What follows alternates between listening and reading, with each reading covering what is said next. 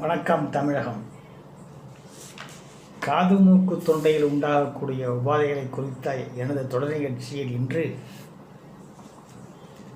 Paediatric snoring and obstructive sleep apnoea OSA, அதாவது தமிழில் குழந்தைகளின் குரட்டையும் தூக்க மூச்சு திணறலும் என்பதை பற்றி பார்ப்போம். அரும்பு மீசை, குறும்பு பார்வை, மயக்கும் மொழி, மயங்கும் விழி இவைதான் வாலிபத்திற்கும் வயதில் சிறியவர்களுக்கும் உள்ள வித்தியாசமே தவிர தூக்கத்திலும் குரட்டையிலும் வயது வித்தியாசம் கிடையாது. காரணங்கள் வேறுபடலாம், கவலைகள் ஒன்றுதான், கவனம் தேவைதான். பொதுவாக 3 to 6 வயதுள்ள குழந்தைகள் 10% குரட்டை விடுகிறார்கள். அது இயல்பானதுதான். மூக்கில் சளி பிடிக்கும் போதோ அல்லது அதிகம் சாப்பிட்டும் போதோ அப்படி தூக்கத்தில் குரட்டை விடுவது நியாயம்தான்.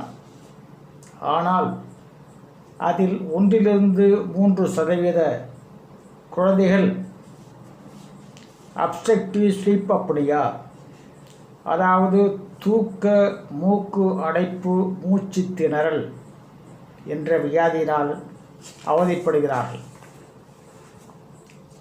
இந்த வியாதியின் அறிகுறிகள்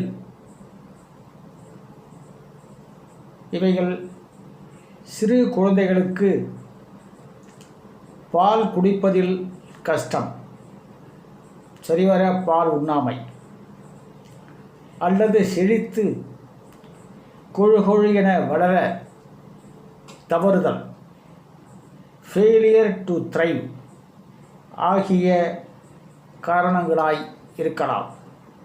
சில சமயம் இது முற்றிலும் மாறுபட்டு அது கவனக்குறைவுடன் மிக வேக குறைபாடு, attention deficit hyperactive disorder ஆகக்கூட இருக்கலாம். 25% ADHD குழந்தைகள் இந்த OSA என்ற வியாதியால் அவதிப்பட வாய்ப்புகள் உண்டு என்கிறது ஒரு மருத்துவ குறிப்பு. அந்த ADHD என்ன என்றால், பள்ளி ஆசிரியர் பையன் சிறிது நேரம்தான் கவனிக்கிறான், பிறகு பக்கத்தில் பேச ஆரம்பித்து விடுகிறான், சின்ன தவறுகள் செய்கிறான். அதாவது 4 3 கூட்டிச் சொல் என்று சொன்னால் 6 என்கிறான். பிறகு சுதாரித்து கொண்டு இல்லை 7 என்கிறான். பதட்டமாய் இருக்கிறான். 2 கணக்கு கொடுத்தால் ஒன்றை விட்டு அடுத்த கணக்கிற்கு தாவுகிறான். கடைசியில் 2 கணக்கிலுமே கவனக்குறைவு. என்ன என்று கவனியுங்கள் என்று பெற்றோரிடம் சந்தேகப்பட்டு சொல்லும் ஒருவித வியாதியே ADHD ஆகும். இதற்கு சரியான காரணங்கள் என்னவென்று மருத்துவ உலகத்தினால் சொல்ல முடியவில்லை. குறைமாத பிரசவம், கை கால் வலிப்பு நோய், மூளையில் உள்ள கடத்திகள், உணர்ச்சி கடத்திகள், நியூரோ டிரான்ஸ்மிட்டர்ஸ், அதில் உள்ள குறைபாடுகள் என சொல்லுகிறார்கள். சிலர் 25% ADHD குழந்தைகளுக்கு காரணம் இந்த OSA தான் என்றும் சொல்கிறார்கள். பின் குரட்டை விடும் குழந்தைகளிடம் நாம் கவனிக்க வேண்டியவை. குரட்டை ஒலி மிக அதிக ஓசையுடன் இருக்கிறதா? லவுடு சோரை. வாரத்திற்கு 3 நாட்களுக்கு மேல் மூக்கில் சளி அடைப்பு ஏதும் இல்லாமல் குரட்டை வருகிறதா? தூக்கத்தில் காய்ச்சல் ஏதும் இல்லாமல் அதிகமான வியர்வை வருவதுண்டா? அது துண்டால் துடைத்து போகும் அளவிற்கு அதிகமாக இருக்கிறதா? உறக்கத்தில் படுக்கையில் சிறுநீர் கழிக்கிறானா? அசாதாரணமான நிலையில் தூங்குகிறானா?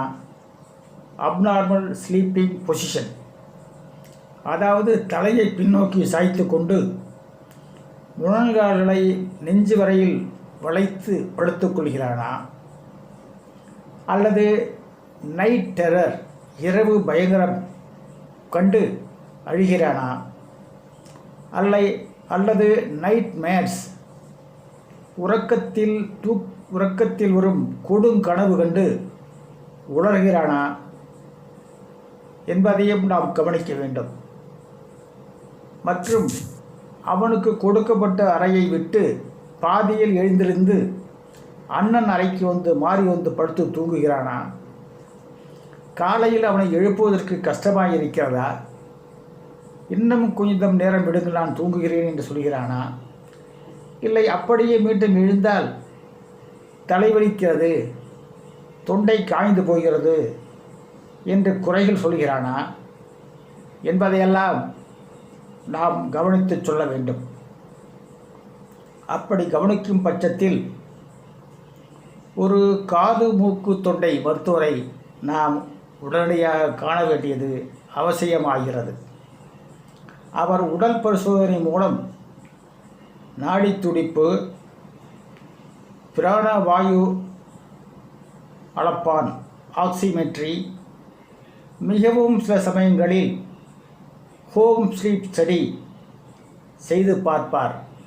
ஏனென்றால் இதற்கு மிகவும் முக்கியமான காரணங்கள் தொண்டையில் டான்சில்ஸ் சதை வளர்ச்சி, அதாவது அடினா சதை வளர்ச்சி, அடினாய்டு வளர்ச்சி, மூக்கடி சதை வளர்ச்சி, மூக்கு நடு எலும்பு சுவர் ஒரு பக்கமாய் விலகியிருத்தல், டிஃப்ளெக்டட் நேசல் செப்டம், ஒவ்வாமை, அலர்ஜி, உடல் பருமன், ஒபிசிட்டி ஆகியவைகளே முக்கிய காரணங்கள் ஆகும்.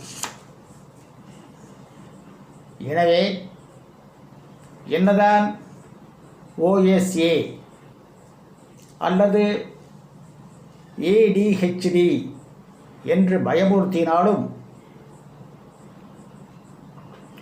அதற்கான காரணங்களும் சிகிச்சை முறையும் பெரும்பாலும் நமக்கு மிகவும் பரிச்சயமான டான்சில்ஸ் அண்ட் அடினாய்டு அறுவை சிகிச்சை தான் என்பதை அறியும் போது மனதிற்கு ஆறுதல் உண்டாகிறது.